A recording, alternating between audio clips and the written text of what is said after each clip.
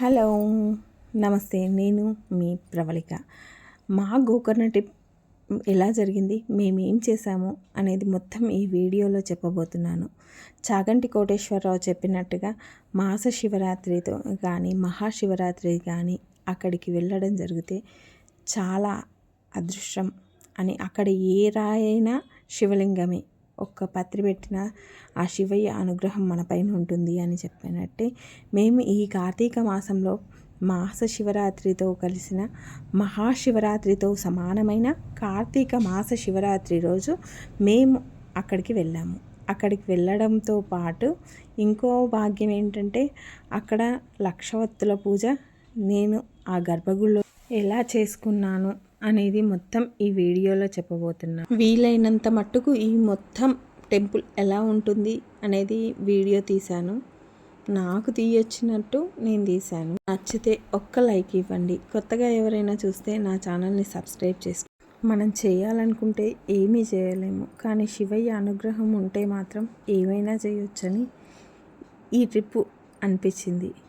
సడన్గా అనుకోకుండా లక్షవత్తుల పూజ చేస్తానని అనుకున్నాను. అనుకున్నంతలోపే మా ఫ్రెండ్ లక్షవత్తులు తెప్పించేసింది. ఆ వచ్చిన 2-3 డేస్కే వెళ్ళాలని డిసైడ్ అయ్యాము. డిసైడ్ అయిన తర్వాత ఒక్కదాన్నే కదా, అవన్నింటినీ అరేంజ్ చేసుకోవడం ఇబ్బంది అవుతుందండి. మా ఫ్రెండ్స్ వచ్చి నాకు హెల్ప్ చేశారన్నట్టు. ఆ వత్తులన్నింటినీ, లక్షవత్తుల్ని 5 కిలోల నెయ్యి పట్టింది. వాటన్నింటినీ ఓపెన్ చేసి లెక్కబెట్టి అన్నీ మంచిగా తడిసేలా తడిపి అలా పేర్చుకొని, అంటే కొన్ని అయితే మనమే చేసుకోవచ్చు, కానీ ఎక్కువ మొత్తంలో కాబట్టి ఎవరైనా హెల్ప్ చేస్తేనే. ముందు అనుకుంటే నేను ఒక్కదాన్నే చేసుకునేదాన్ని, కాకపోతే ఇది ఒక్కరితో అయ్యే పని కాదు.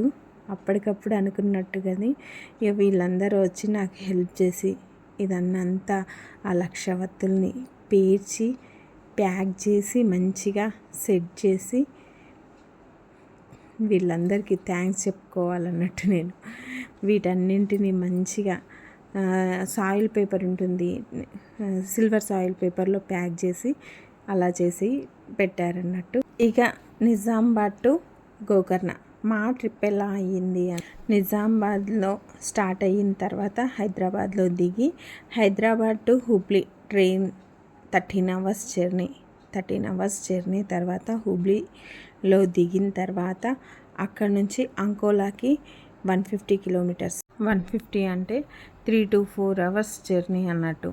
కనీసం బస్సు ఫెసిలిటీస్ కూడా ఉండవు, చాలా దారుణం అన్నట్టు. మనకి ఇక్కడ అన్ని బస్సులు, ట్రైన్లు అన్నీ చాలా బాగుంటాయి. అక్కడ ఏంటంటే అంకోలా బస్ స్టేషన్ అలా ఉంటుంది. అంకోలా చేరేంత వరకు అంకోలా బస్ స్టేషన్ అన్నట్టు, బస్ స్టాండ్. అక్కడ అసలు ట్రాన్స్పోర్ట్ సిస్టమే బాగాలేదు. బస్సులో జర్నీ 3 to 4 అవర్స్, అంత దారుణంగా. ఇంకా ఇక్కడ నుంచి గోకర్ణ వెళ్ళిన తర్వాత మన దేశంలో అత్యంత ప్రాచీనమైన శైవ క్షేత్రాల్లో గోకర్ణ ఒకటి.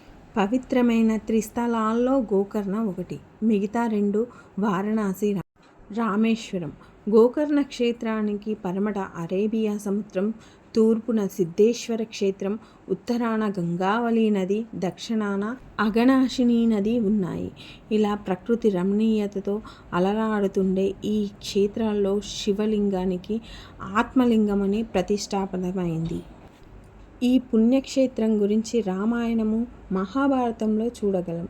ఇక స్కాంద పురాణంలో ఒక అధ్యాయమే ఉంది క్షేత్ర ప్రాముఖ్యత వివరిస్తుంది. పూర్వం రావణాసురుడు శివుడి గురించి ఘోరమైన తపస్సు చేయగా ఆయన తపస్సును మెచ్చి ప్రత్యక్షంగా శివుడు వరాన్ని కోరుకోమని అడగగా, అప్పుడు రావణాసురుడు తనకి ఆత్మలింగం కావాలని కోరాడు. అందుకు ఒక నిబంధనను విధించాడు. శివుడు రావణాసురుడికి ఆత్మలింగాన్ని ఇచ్చాడు. ఆ నిబంధన ప్రకారం రావణాసురుడు లంకకు వెళ్ళే వరకు ఆత్మలింగాన్ని నేల మీద దింపకూడదు. ఆత్మలింగాన్ని అందుకున్న రావణాసురుడు లంక వైపు పరుగులు తీస్తూ ఉన్నాడు. ఆత్మలింగం రావణాసురునికి దగ్గరలో ఉంటే లోకాలన్నీ అల్లకల్లోలం అయిపోతాయి. చెందిన దేవతలు తమను కాపాడవలసిందంటూ విష్ణుమూర్తిని, బ్రహ్మదేవుణ్ణి, విఘ్నేశ్వరుణ్ణి తదితరుల దేవుళ్లను వేడుకొనగా గణపతి చిన్న పిల్లవాని వేషంలో రావణాసురునికి మార్గమధ్యమంలో ఎదురుపడతాడు. సరిగ్గా అప్పుడే విష్ణుమూర్తి తన సుదర్శన చక్రాన్ని సూర్యునికి అడ్డంగా పెడతాడు. సాయంత్రం అవుతుందనుకున్న రావణాసురుడు సంధ్యావందనం చేసుకోవాలని నిశ్చయించుకుంటాడు. అయితే అతని 2 చేతుల్లో శివుని ఆత్మలింగం ఉంది. అప్పుడు అటుగా బాలుని రూపంలో వినాయకుణ్ణి చూసిన రావణాసురుడు కాసేపు ఆత్మలింగాన్ని పట్టుకోమని తాను సంధ్యావందనం చేసుకొని వస్తానని అభ్యర్థిస్తాడు. అందుకు ఒప్పుకున్న బాల వినాయకుడికి తాను 3 సార్లు పిలుస్తానని, అప్పటికీ రాకపోతే రావణాసురుడు రాకపోతే ఆత్మలింగాన్ని కింద పెట్టేస్తానని చెబుతాడు. వేరే దారి లేక రావణాసురుడు వినాయకుడిని నిబంధనలకు ఒప్పుకొని సంధ్యావందనం చేసుకోవడానికి వెళ్తాడు. అయితే రావణాసురునికి ఏమాత్రం అవకాశం ఇవ్వకుండా వినాయకుడు గబగబా 3 సార్లు రావణాసురుణ్ణి పిలిచి ఆత్మలింగాన్ని నేల మీద పెట్టేస్తాడు. రావణాసురుడు ఎంతగా పరుగుపెట్టి వచ్చినప్పటికీ జరగవలసింది జరిగిపోతుంది. ఆ సంఘటనకు కోపం వచ్చిన రావణాసురుడికి బాల వినాయకుని తలపైన ఒక మొట్టికాయ వేస్తాడు. ఫలితంగా తన తలపై నొక్కు ఏర్పడుతుంది. ఆ నొక్కును ఇప్పటికీ ఇక్కడ ఉన్న మహాగణపతి ఆలయంలో విగ్రహంలో చూడవచ్చు. ఆ తర్వాత రావణాసురుడు ఎంత ప్రయత్నించినా ఆత్మలింగాన్ని పైకి తేలేకపోతాడు. ఆత్మలింగాన్ని తీసుకువచ్చేటప్పుడు పెట్టెను ఉత్తరం వైపు నుంచి లాగుతాడు. అది దూరంగా పడుతుంది. అక్కడ సజ్జేశ్వరలింగం వెలుస్తుంది. పెట్టె మూత పడిన చోట గుణవంతేశ్వరలింగం ఉద్భవిస్తుంది. లింగంపై కప్పిన బట్ట వస్త్రం పడిన చోట మురుదేశ్వరలింగం వెలుస్తుంది. పెట్టె పడిన చోట దారేశ్వరలింగం ఉద్భవిస్తుంది. ఈ లింగాల మధ్య స్వామివారు ఆత్మలింగం మహాబలేశ్వరలింగంగా గోకర్ణలో వెలుస్తుంది. ఆత్మలింగంతో ముడిపడిన 5 క్షేత్రాలు శైవ క్షేత్రాలు, పంచక్షేత్రాలని పిలుస్తారు. ఇంకొక కథనం ప్రకారం ఏంటంటే భూలోకం నుంచి వచ్చేటప్పుడు గోమాత రూపంలో ధరించి ఆ గోవు చెవి నుండి పరమశివుడు బయటకు రావడంతో ఈ క్షేత్రాన్ని గోకర్ణ అని అర్థం. ఇది దాదాపు 2000 సంవత్సరాల నాటి చరిత్ర ఉంది అన్నట్టు.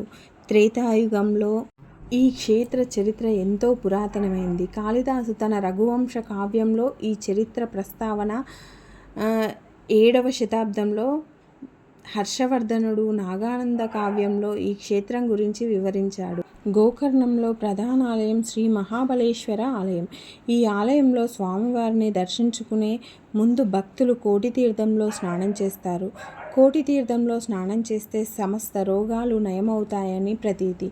కోటి తీర్థంలో స్నానం చేసే తర్వాత భక్తులంతా పక్కన ఉన్న సముద్రంలో స్నానం చేస్తారు. ఆలయానికి ఉన్న పక్కన ఉన్న అరేబియా సముద్రంలో స్నానం చేస్తే పూర్వజన్మలు పాపాలు తొలగుతాయని భక్తుల నమ్మిక. కోటి తీర్థం దక్షిణం వైపు అగస్త్య మహామునిని ప్రతిష్ఠించిన ఆలయం 24 గంటలు తెరిచే ఉంటుంది. ఇక మేము తెచ్చుకున్న కోటి వత్తులు మాత్రం తీసుకుని అక్కడ మాకు ఒక తెలుగు పంతులు గారు గర్భగుడిలో అర్చన చేయించి సంకల్పం చెప్పి వత్తులు లోపలనే గర్భగుడిలోనే కాల్చుకునే అవకాశం అయితే ఆ శివయ్య మాకు కల్పించిండు. ఇలా ఒక చిన్న వీడియో తీసుకున్నామన్నట్టు. 1,00,000 వత్తులు కాల్చుకునే భాగ్యాన్ని ఆ శివయ్య మాకు ఈ జన్మ కలిగించినందుకు సంతోషం. చాలా పురాతనమైన ఈ ఆలయంలో పెద్ద గాలి గోపురం భక్తులను ఆహ్వానిస్తున్నట్టుగా ఒకవైపు లింగము కాస్త వెడల్పుగా పైకి సన్నగా కనబడుతున్నట్టు రావణాసురుడు శివలింగాన్ని పైకి లాగగా ప్రయత్నించడం వల్ల లింగంలోని పైభాగం సన్నగా ఉంటుందని, పైకి ఉండేలా రంధ్రంలో ఒక వేలుతో ఉంచినప్పుడు వేలికి తగులుతుంది. భక్తులు శివలింగాన్ని చుట్టూ అభిషేకాలు చేసుకోవచ్చు. మహాబలేశ్వర ఆలయ ప్రాంగణంలో ఉత్తరం వైపు ఈ ఆలయం ఉంటుంది. ఈమె మహాబలేశ్వరుణ్ణి దేవుని కుడి చేతి నుండి ఉద్భవించిందని చెబుతారు. ఈ దేవి తపస్సును చూసి రుద్రుడు వివాహం చేసుకుందని ఈ ఆలయం ఉదయం 6 గంటల నుంచి మధ్యాహ్నం 12 గంటల వరకు, సాయంత్రం 5 గంటల నుంచి రాత్రి 8 గంటల వరకు ఉంటుంది. ఇది వినాయకుని వెనక భాగంలో ఉంటుంది. కోటి తీర్థం అన్నట్టు. కోటి తీర్థంలో స్నానం ఆచరిస్తే సర్వ రోగాలు తొలగుతాయని, రావణుడు ఆత్మలింగాన్ని తీసుకెళ్లేటప్పుడు అతన్ని అడ్డుకున్న గణపతి చాతుర్యాన్ని మెచ్చుకున్న పరమేశ్వరుడు మహాబలేశ్వర క్షేత్రంలో ముందుగా వినాయకుణ్ణి దర్శించుకున్న తర్వాతే భక్తులు తమ సన్నిధికి వస్తారని వరమిచ్చాడు. రావణుడు చేసిన మొట్టికాయ గుర్తు స్వామివారి తలపైన ఇప్పటికీ కనబడుతుంది. ఈ ఆలయంలో మహాబలేశ్వర ఆలయం తూర్పు దిక్కుగా ఉంటుంది. ఉదయం 6 గంటల నుంచి మధ్యాహ్నం 1:30 వరకు, సాయంత్రం 4 గంటల నుంచి రాత్రి 8 గంటల వరకు ఆలయం తెరిచి ఉంటుంది. ఇంకా ఈ క్షేత్రంలో భద్రకాళి, కాలభైరవుడు, కృష్ణుడు, నరసింహస్వామి దేవాలయాలు, నేత్రాసురుడు అనే రాక్షసుడిని సంహరించేందుకు త్రిమూర్తుల్లో శక్తుల్లో భద్రకాళి ఆవిర్భవించిందని, అమృత మదనం జరిగిందని, దేవతలు ఇక్కడికి వచ్చి ఆత్మలింగాన్ని పూజించడం జరిగిందని ప్రతి గోకర్ణ చుట్టుపక్కలలో ఉన్న ఈ పంచక్షేత్రాలు. ధారేశ్వర ఆలయం 45 కిలోమీటర్ల దూరంలో ఉంటుంది. గుణవంతేశ్వర ఆలయం, ఈ ఆలయం గోకర్ణ ఆత్మలింగానికి సంబంధించిందే. దీనికి 60 కిలోమీటర్లు ఉంటుంది. మురుడేశ్వర ఆలయం, పంచలింగ క్షేత్రాలలో మురుడేశ్వర ఆలయం కూడా ఒకటి. 70 కిలోమీటర్ల దూరంలో ఉంటుంది. మురుడేశ్వర ఆలయము అంటే ఆత్మలింగాన్ని కప్పిన వస్త్రం పడ్డది. మహాబలేశ్వర ఆలయం ఆత్మలింగం. సజ్జేశ్వర ఆలయం ఆత్మలింగ పెట్టె పడ్డది. ధారేశ్వర ఆలయం ఆత్మలింగ పెట్టిక యొక్క తీగ పడ్డది. గుణవంతేశ్వర ఆలయం ఆత్మలింగ పెట్టె యొక్క మూత పడ్డది. కర్ణాటకలోని పంచలింగ క్షేత్రాలు ఇవే. పరమేశ్వరుడు, తల్లి పార్వతి మరియు గణేశునితో కలిసిన ఈ 5 లింగాలను దర్శించి పంచలింగ స్థితిని కల్పించారు.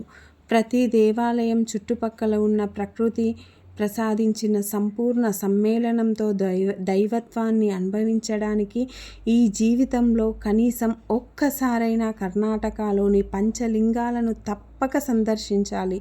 ప్రతి ఒక్కరూ.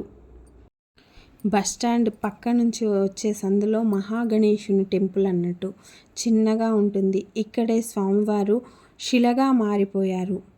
అబ్జర్వ్ చేస్తే ఖచ్చితంగా తలపైన మొట్టికాయ కొట్టింది కూడా కనిపిస్తుంది వినాయకుని తలపైన. వినాయకుని టెంపుల్ నుంచి కొంచెం ముందటికి వెళ్తే మహాబలేశ్వరుని యొక్క ఆత్మలింగం టెంపుల్ వస్తుంది. ఆత్మలింగం టెంపుల్ నుంచి వెళ్ళేటప్పుడు కొంచెం ముందర స్ట్రీట్ సైడ్ షాపింగ్ కొంచెం ఉంటుంది. ఇక్కడ ఒక్క దగ్గర మాత్రమే ఉంది స్ట్రీట్ షాపింగ్ మాత్రం, ఇంకెక్కడా లేదు. ఇక్కడ మాత్రమే రకరకాల వెరైటీ అన్నీ ఉన్నాయి. కాకపోతే బడ్జెట్ మాత్రం హై రేంజ్లో ఉందన్నట్టు. ఎందుకంటే ఒక్కటే షాప్ ఉంది, మనకు కావాల్సిన ప్రతి వస్తువు ఉంది. ఎంత వెరైటీగా, ఎంత అద్భుతం, అసలు చూడడానికి 2 కళ్ళు చాలలేవు. ఇది మహాబలేశ్వర టెంపుల్లోని గర్భగుడి. బయట నుంచి తీశాను, అయినా బాగానే వచ్చింది. మీరు దర్శించుకోండి. మీకు ఎలా అనిపించిందో కామెంట్ చేసి చెప్పండి. నా వీడియోను లైక్ చేసి, షేర్ చేసి, సబ్స్క్రైబ్ చేసుకోండి.